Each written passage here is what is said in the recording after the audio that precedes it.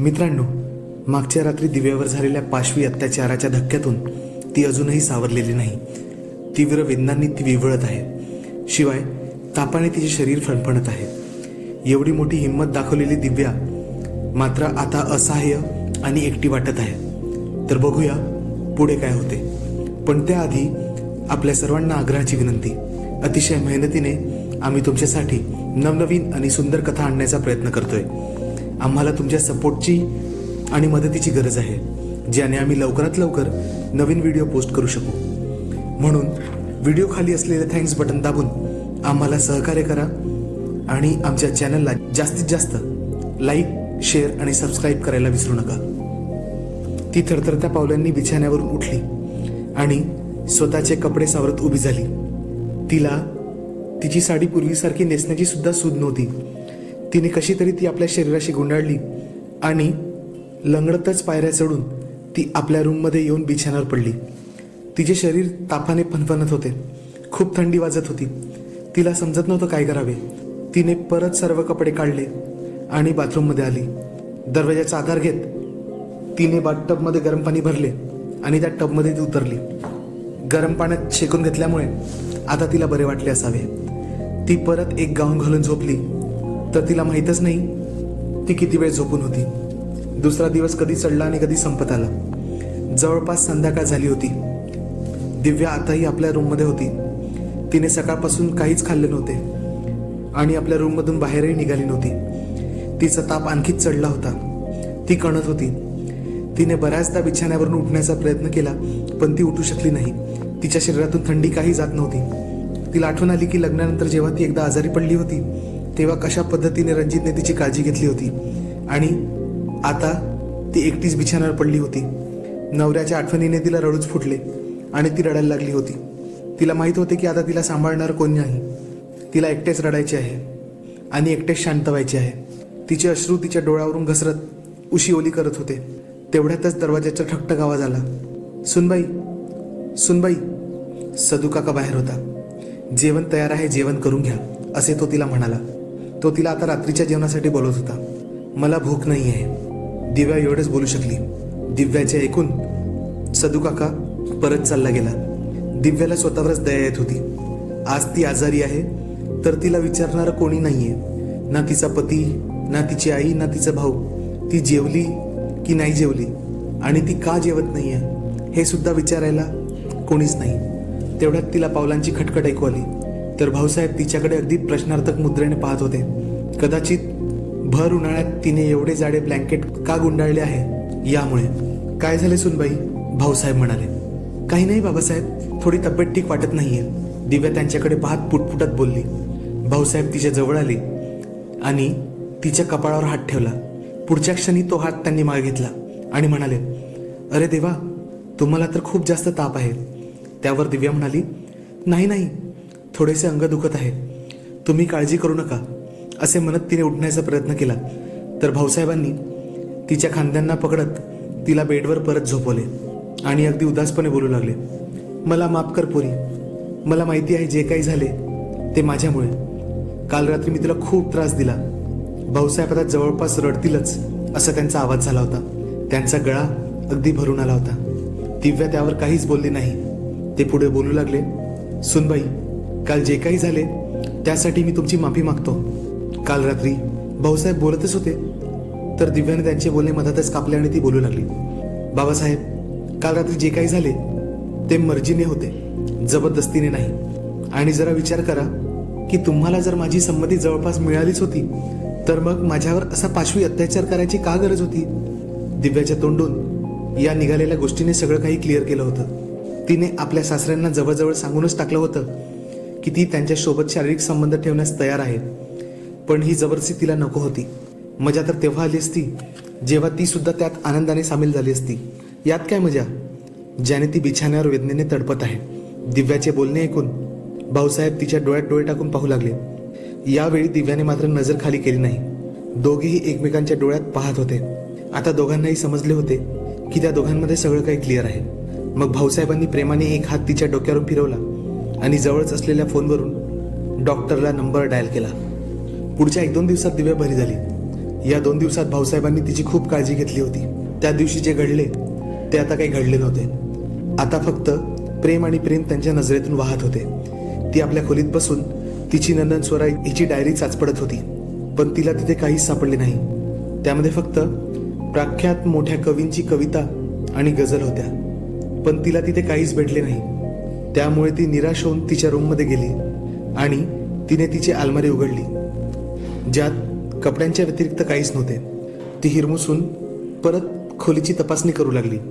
आता संध्याकाळ होत होती, खूप वेळ झाली होती. दिव्याने एक वेळा स्वराच्या रूममध्ये नजर फिरवली आणि ती तिथून बाहेर निघणारच होती तर तिचे लक्ष स्वराच्या बेडकडे गेले. तिने चादर उचलून बघितले तर तिथे एक ॲशट्रे आणि सिगरेटचे पॅकेट होते. काही जळलेल्या विझवलेल्या सिगरेट त्या ॲशट्रेमध्ये होत्या. त्या सिगरेट पाहून तर दिव्या उडालीच. स्वरा आणि सिगरेट, ती विचारात पडली. कारण स्वराने बऱ्याचदा तिचा मधला भाऊ प्रताप याला सिगरेट पिण्यावरून रागावले होते. ती नेहमीच सांगायची की सिगरेट पिणारी लोक तिला बिलकुल आवडत नाही आणि तिच्या रूममध्ये सिगरेट, याचा अर्थ ती बाहेर खोटी वागायची आणि इकडे आपल्या रूममध्ये बसून सिगरेट प्यायची. पण जर ती पित असेल तर तिला सिगरेट आणून कोण द्यायचं? गावात ती जाऊन सिगरेट घ्यायला गेली असती तर पूर्ण गावातच हंगामा झाला असता. आता तिच्या डोक्यात हा प्रश्न पडला होता की स्वराला सिगरेट आणून तरी कोण द्यायचं, आणि जर कुणाला माहिती असतं की स्वराला कोणीतरी सिगरेट आणून देतंय तर सगळ्यात पहिले तोच व्यक्ती मारला गेला असता. दिव्या आता काळजीने आपल्या रूममध्ये बसली होती. तिच्या डोक्यात सारखा स्वराचा विचार फिरत होता, जिला आपण कधी काही प्रेमाने विचारले तर ती नेहमीच टॉपिक चेंज करायची, काहीच सांगायची नाही. याचा अर्थ तिला बऱ्याच गोष्टी माहिती होत्या. तिला कधी विचारले तर ती मोठ्या हुशारीने टॉपिक चेंज करायची. दिव्याला असे नेहमी वाटायचे की स्वरा तिच्यापासून काहीतरी लपवत आहे. त्या घरात फक्त प्रताप आणि सदूकाका सिगरेट प्यायचे, पण डॉक्टरांनी सांगितल्यापासून सदूकाकांनी सिगरेट सोडली होती. मग नेमकं या सिगरेट स्वराचे आहे की आणखी कोणाच्या? तिने ठरवले की ती याबद्दल सदूकाकाला विचारेल. सिगरेटचे पॅकेट ती बिछाण्याखाली ठेवत उठली आणि स्वराची डायरी घेऊन ती बाहेर निघाली. त्यात एक शायरी लिहिली होती. ती शायरी पाहून तिला असे वाटत होते की स्वराच्या मनात काहीतरी खोल जखम झाली आहे. तिच्या प्रत्येक शायरी किंवा गझलमध्ये मरण्याबद्दल बोलले गेले होते. ती आपल्या रूममध्ये पोहोचली आणि समोरच असलेल्या टेबलवर तिने स्वराची डायरी दुरून फेकली. तसे करताना डायरीमधून एक कागद खाली पडला. दिव्या आश्चर्याने त्या कागदाकडे पाहू लागली. लगेच तिने तो कागद उचलला. त्यावर हिंदीची एक गझल होती. तूने मैखाना निगाहों में छुपा रखा है, होश वालों को भी दीवाना बना रखा है, नाज कैसे करूँ तेरी बंदा नवाजी पे, मुझ जैसी नाचीज को भी अपना बना रखा है, बख्श कर अपनी एहसास की दौलत मुझको, ये भी क्या कम है कि इंसान बना रखा है, ऐ मेरे पर्दा नशीन तेरी तवज्जो पे मैं निसार, मैंने तेरा इश्क दुनिया से छुपा रखा है. इतकी सुंदर गझल ऐकून तिच्या तोंडून सुद्धा वाह निघाले. तिने परत तो कागद घेतला आणि स्वराची डायरी ओपन करून पाहिली तर तिला लक्षात आले की ज्या कागदावर ही गझल लिहिली होती तो त्या डायरीचा कागद नव्हता. एक साध्या नोटबुकच्या लायनिंगवाला कागद होता आणि त्या कागदावरचे हँडरायटिंग आणि स्वराची हँडरायटिंग या दोघांमध्ये बराच फरक होता. ती परत विचारात पडली, तर हा कागद स्वराचा नाही तर हा तिला कोणी दिला असेल? स्वराचे बाहेर कुणाशी अफेअर होते? कुणी स्वराचा प्रियकर होता? या सर्व प्रश्नांनी तिचे डोके गरगरायला लागले होते. तिने लगेचच ती डायरी कबर्डमध्ये ठेवून दिली. तिला माहीत होते की आजची रात्र सुद्धा तिला आपल्या रूममध्ये झोपायचे नाहीये, तर भाऊसाहेबांच्याच म्हणजेच आपल्या सासऱ्यांच्या रूममध्ये त्यांच्या बायकोसारखं रात्रभर त्यांच्यासोबत प्रेम क्रीडा करत. हाच विचार करत ती आरशासमोर उभी झाली आणि हसत हसत एखाद्या नवीन नवरीप्रमाणे तयार होऊ लागली. आज तिने मनोमन ठरवले होते की बिछाण्यावरती भाऊसाहेबांसोबत बोलेल आणि या वाड्याबद्दल सर्व काही माहिती करून घेईल जे तिला माहिती नाही, म्हणजे ती येण्यापूर्वी काय झाले ते. तयार होऊन ती खाली उतरली तेव्हा तिला कळाले की भाऊसाहेब आपल्या रूममध्ये अजूनही आराम करत आहे. सदूकाकांनी तिला विचारले सुद्धा की त्यांना उठवायचे आहे का. त्यावर दिव्या म्हणाली, नाही, मी त्यांना उठवेल, तुम्ही तोपर्यंत जेवण तयार करा. बोलत तिने हलकेच दुसरा प्रश्न टाकला, काका तुम्ही सिगरेट पिता का? तिच्या या प्रश्नावर थोडे अचंबित होत सदूकाका म्हणाले, हो, पूर्वी पित होतो पण आता पित नाही, डॉक्टरांनी सोडायला सांगितले. पण काय झाले, तुम्ही असं का विचारता? बरं जाऊ द्या, नंतर सांगते. मग तुम्ही नाही तर अजून कोणी पित होतं का? तुमचे लहान धीर प्रताप, त्यांनी पण आता सोडली आहे. यांच्या व्यतिरिक्त कोणीच नाही. खरंच यांच्या व्यतिरिक्त कोणी नाही? कुणी नौकर किंवा आणखी कुणी? दिव्या परत विचारू लागली. इतर नोकरांची काय भिशात की या वाड्यात सिगरेट पिणार म्हणून? सदू काकांच्या या उत्तरावर ती काहीशी निराश होत त्यांना म्हणाली, चला ते सोडा. मला सांगा की वाड्यात अशी काही एखादी गोष्ट जी तुम्हाला सगळ्यात अचंबित करणारी वाटली आहे. कोणती गोष्ट तुमच्या लक्षात आहे का अशी? सदू काका बराच वेळ विचार करत राहिले आणि म्हणाले, हो सुनबाई, एक गोष्ट अशी आहे जी मला खूप खटकली होती, पण त्याबद्दल मी कोणाशीच बोलू शकलो नाही. दिव्याने त्यांना विचारले, कोणती गोष्ट काका? सांगा लगेच. सुनबाई, वाड्यात रात्री कोणतरी यायचं. कुणी माणूस वाड्यात यायचं लपून छपून. मी बऱ्याचदा माहिती काढण्याचा प्रयत्न केला की कोण आपल्या वाड्यामध्ये घुसतंय, पण मला काही कळलं नाही. एकदा तर मी चक्क वाड्यातील कुत्रे रात्रीचे मोकळे सोडले होते आणि स्वतः टॉर्च घेऊन लपून बसलो होतो, कारण त्या व्यक्तीचा रोजचा येण्याचा मार्ग मला माहीत होता. नेहमीप्रमाणे ती व्यक्ती आली आणि वाड्यात शिरण्याचा प्रयत्न करू लागली. सोडलेली कुत्रे त्या व्यक्तीच्या मागे लागले तर तो तसाच ज्या रस्त्याने आला होता त्या रस्त्याने पळत गेला. पण हे सगळे होत असताना सुनबाई, आणखी एक अशी गोष्ट झाली ज्याबद्दल मी आजही विचार करतोय.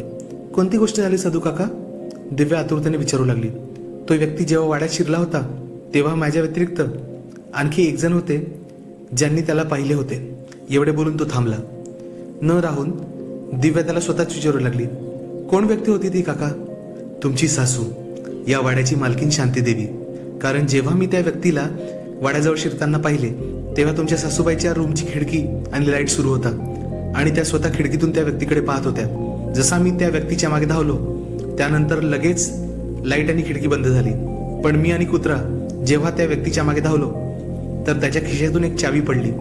ती चावी अजूनही माझ्याकडे आहे. जर तुम्हाला ती चावी हवी असल्यास मी ती तुम्हाला देऊ शकतो. दिव्याला आश्चर्य वाटत होते. ती विचारू लागली, नेमकं हे सगळं कधी होत होतं? तुमचा नवरा मरायच्या 2-3 महिन्यापूर्वी. मग याबद्दल तुम्ही कोणाला का सांगितले नाही काका? दिव्या म्हणाली. त्यावर सदू काका अगदी अजिजीने म्हणाला, कसं सांगणार आहे सुनबाई? मी या वाड्यात फक्त एक नौकर होतो आणि जी या वाड्याची मालकीन होती, जिने ते सगळं प्रत्यक्ष तिच्या डोळ्यांनी पाहिले होते, तिने सुद्धा हा विषय कधी माझ्यासमोर काढला नाही किंवा वाड्यात कुणासमोर नाही. त्यामुळे मी आपली झाकली मूठ 1.25 लाखाची हा विचार करत मी कोणाशीच बोललो नाही. त्यांचे बोलणे सुरूच होते तेवढ्यातच दिव्याला भाऊसाहेबांचा आवाज आला. त्यांनी तिला त्यांच्या रूममध्ये बोलवले होते. त्यांचे पाय दुखत होते. दिव्या तिथे पोहोचली तर ते आपल्या बिछाण्यावरून उठून बसण्याचा प्रयत्न करत होते. ती त्यांच्यावर थोडी रागवतच बोलली, बाबासाहेब, तुम्ही आराम करा ना, कशाला उगाच त्रास घेताय? त्यावर भाऊसाहेब म्हणाले, बेटा, जेवणाचा वेळ झालाय ना म्हणून उठत होतो. दिव्या परत बोलली, त्यात काय एवढं? आज तुमच्या जेवणाची व्यवस्था मी इथेच बेडजवळ टेबल लावून करते. ते नाही नाही म्हणत राहिले पण दिव्याने काही ऐकले नाही. तिने त्यांचा हात धरून त्यांना बिछाण्यावर बसवले.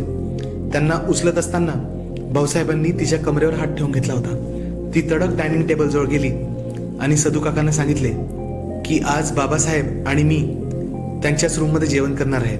तर मग एक काम करा, तिथे जेवण वाढून द्या आणि तुम्ही चालले जा. आज रात्री आता तुमच्या या वाड्यात काहीच काम नाही. त्या दिवशी भाऊसाहेब आणि दिव्यामध्ये जे काही युद्ध रंगले होते ते सदू काकांनी आपल्या डोळ्यांनी पाहिले होते. त्यामुळेच दिव्या कदाचित त्यांना अशी बोलते आहे असे त्यांना वाटले. ते काहीच न बोलता मान खाली घालत किचनकडे आले आणि जेवण आणायला लागले. परत आल्यावर ते तिच्याकडे पाहू लागले. दिव्याने त्यांच्या मनातले ओळखले आणि त्यांना म्हणाली, बरोबर काका, तुम्ही जो काही विचार करत आहात ना मनात, मला अगदी तेच म्हणायचे आहे. पण जे काही तुम्ही त्या दिवशी केले ते आज करू नका. असे म्हणत ती त्यांच्या हातातील जेवणाची भांडी घेऊन भाऊसाहेबांच्या रूममध्ये गेली. तिने जेवण वाढले, स्वतःही जेवण केले, सगळी भांडी सावरली, किचन व्यवस्थित करत परत त्यांच्या रूममध्ये टेबल साफ करायला आली. ही सगळी कामे करताना ती घामाघूम झाली होती. तेव्हा भाऊसाहेब तिला म्हणाले, सदू काका असताना हे सगळी कामं तुम्ही का करत आहात? त्यावर ती म्हणाली, बाबासाहेब, आपल्या घरचे काम करायला काय प्रॉब्लेम आहे? तिच्या बोलण्यावर भाऊसाहेब काहीच बोलू शकले नाही. ते फक्त एवढेच म्हणाले की तुम्हाला बरं वाटतंय ना? त्यावर तिने होकारार्थी मान हलवली आणि त्यांना सुद्धा विचारले, तुमच्या पायाचे दुखणे बरे आहे का? त्यावर ते सुद्धा हो म्हटले. तुम्ही इथेच बसा आणि आराम करा बाबासाहेब, तोवर मी आंघोळ करून येते. असे म्हणताच ती जशी वळली तसेच भाऊसाहेबांनी तिचा हात धरून आपल्याकडे ओढत तिला बेडवर लोळवले. त्यावर ती म्हणाली, हे काय करताय? मला आंघोळ तर करून येऊ द्या. काय घाई आहे एवढी? तिच्या या बोलण्यावरून भाऊसाहेबांना कळून चुकले होते की आज रात्री दिव्याला काहीच प्रॉब्लेम नाही. ते काहीच बोलले नाही. फक्त तिच्या डोळ्यात डोळे घालून पाहू लागले आणि त्यांनी तिला पूर्णपणे बिछाण्यावर घेत आपल्या जवळ घेतले. रूममधल्या एसीमुळे दिव्याचा घाम आता सुकू लागला होता. मला खूपच घाम येत आहे, मी आंघोळ करून येऊ का? आपल्या कपाळावरील घामाचा ओघळ पुसत ती विचारू लागली. त्यावर भाऊसाहेब जास्त काही बोलले नाही. फक्त त्यांनी तिच्या कपाळावरून प्रेमाने हात फिरवला आणि तिचा घाम पुसून काढला. भाऊसाहेब अशा प्रसंगात काहीच बोलत नव्हते. आता दोघेही आपापल्या कडावर लेटून एकमेकांकडे पाहत होते. भाऊसाहेब दिव्याचे डोके कुरवाळत होते. दोघांचेही पाय एकमेकांना भिडत होते. दिव्याची साडी जवळपास गुडघ्यापर्यंत वर आली होती. भाऊसाहेबांची बोटे आता तिच्या ओठावर फिरायला लागली, ज्याने दिव्याचे श्वास अडकू लागले होते. आणि पुढच्या क्षणी भाऊसाहेबांनी तिला जवळ ओढून आपले ओठ तिच्या ओठावर ठेवले आणि एका प्रगाढ चुंबनाला सुरुवात झाली. त्यात आवेश होता, प्रेम होते आणि होती ती वासना. आता दिव्या समोर सरकून भाऊसाहेबांना चिकटली होती आणि ती त्यांना साथ देऊ लागली. दुसऱ्या बाजूला भाऊसाहेबांचे हात कमरेकडे पाठीकडे सळसळू लागले. दिव्या दुसऱ्याच जगात होती. आज तिला रानटीपणाऐवजी प्रेम अनुभवायला मिळत होते. तिचे डोळे जवळजवळ बंदच झाले होते आणि ती त्या क्षणाचा आनंद घेत होती. भाऊसाहेब तिचे टरारलेले यवन कुस्करत होते आणि दिव्या पूर्ण हवेत होती. ती आता पूर्णपणे भाऊसाहेबांना बिलगून होती. भाऊसाहेबांच्या अवयवात झालेला बदल तिला तिच्या पोटावर अनुभवायला मिळत होता. पण आज ती त्यापासून दूर न जाता आपले शरीर तिथेच फिरवत होती. आता तिचेही हात सळसळू लागले होते. आता तिला कशाचेच भान नव्हते. तिला आता आपल्या सासऱ्यासोबत या प्रेमाच्या समुद्रात बुडून जायचे होते. ती जोरजोरात श्वास घेऊन सुस्कारे देऊ लागली. आता तिला पर्वा नव्हती तिच्यावर स्वार झालेला व्यक्ती तिचा सासरा आहे. तिला फक्त तिची आग शमवण्यासाठी एका पुरुषाची गरज होती. भाऊसाहेबांनी एका झटक्यात तिची साडी फेडण्याचा प्रयत्न केला आणि दिव्याने दोन्ही हातांनी तो रोखण्याचा अयशस्वी प्रयत्न केला आणि दिव्या त्यांच्यासमोर उघडी पडली. दिव्याने खोटी खोटी धडपड करण्याचा प्रयत्न केला, पण भाऊसाहेबांच्या बोटाची जादू दिव्यासमोर गारूड घालत तिच्यासमोर मोहिनी टाकत होती. आता ती कोणत्याही गोष्टीपासून त्यांना रोखण्याच्या स्थितीत नव्हती आणि ती आपले दोन्ही पाय सैल सोडून त्यांना शरण गेली होती. भाऊसाहेब सुद्धा हल्ल्याच्या पवित्रात होते. पण अचानक दिव्याला त्या दिवशीची आठवण झाली आणि त्या दिवशीच्या वेदनेची तीव्रता आणि तिचा आवेश तिच्या डोळ्यासमोर येऊन ती गार पडली. तिच्यातील जोश थंड झाल्यासारखा वाटू लागला आणि ते तिच्या चेहऱ्यावर साफ दिसून येत होते. भाऊसाहेबांचे लक्ष तिच्याकडे जातात ते तिथून उठले आणि म्हणाले, मला वाटतंय तुम्ही तयार नाहीत. असे म्हणत ते बाजूला झाले. भाऊसाहेबांनी तिच्या सहमतीचा विचार केला. हे दिव्याला खूप आवडले. तिने लगेच त्यांचा हात धरून त्यांना आपल्या जवळ ओढले. भाऊसाहेबांना सुद्धा होकार असल्याचे कळाले आणि पुढच्या क्षणी ते तिच्या अंतरंगात होते.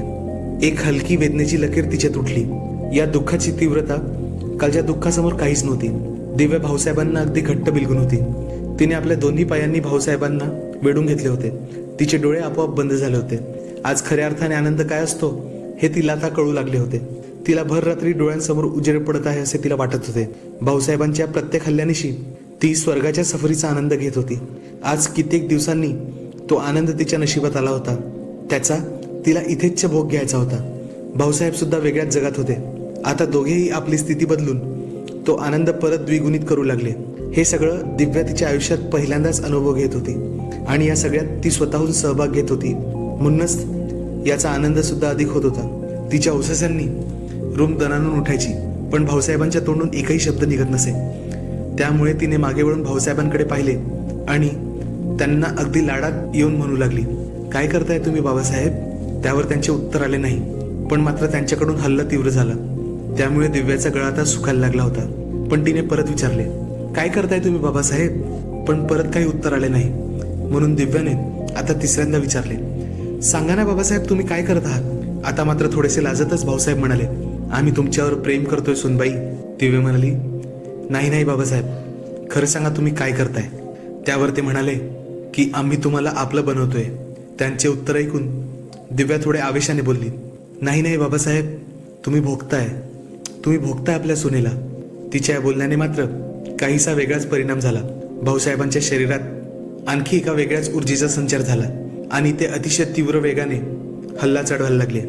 दिव्याच्या आनंदाला तर पारावार नव्हता. ती त्यांना चिडवण्यासाठी आणखी बोलू लागली, तुम्ही मजा घेताय आपल्या सुनेसोबत बाबासाहेब. घ्या बाबासाहेब, आणखी मजा घ्या. तिच्या बोलण्याने भाऊसाहेब चेकाळून जात होते आणि तिला बोलू लागले, हो, आज तर सोडणारच नाही आम्ही तुम्हाला. असे म्हणत त्यांचा आवेश आणखी वाढला. दोघेही भावनेच्या उच्चांकावर होते. आज एवढा आनंद दिव्याला यापूर्वी कधीच झाला नव्हता. तिला असे वाटले होते की या परमोच्च सुखाने जणू तिचा जीवच चालला जाईल आणि पुढच्या काही वेळाने ते दोघेही निडाल होऊन तिथेच पडले. दिव्याच्या पापण्या आता भारी होत चालल्या होत्या. अतिशय श्रमाने तिचे डोळे आता बंद होऊ लागले होते. पण तिचे लक्ष परत काचेवर गेले आणि दरवाजाच्या फटीतून तिला सदुकाका सगळं पाहताना दिसला. पुन्हा तो आजही सगळं पाहत होता. तर मित्रांनो, तुम्हाला ही कथा कशी वाटली आम्हाला नक्की सांगा आणि आमच्या चॅनलला भरभरून लाईक, शेअर आणि सबस्क्राईब करा ही विनंती. धन्यवाद.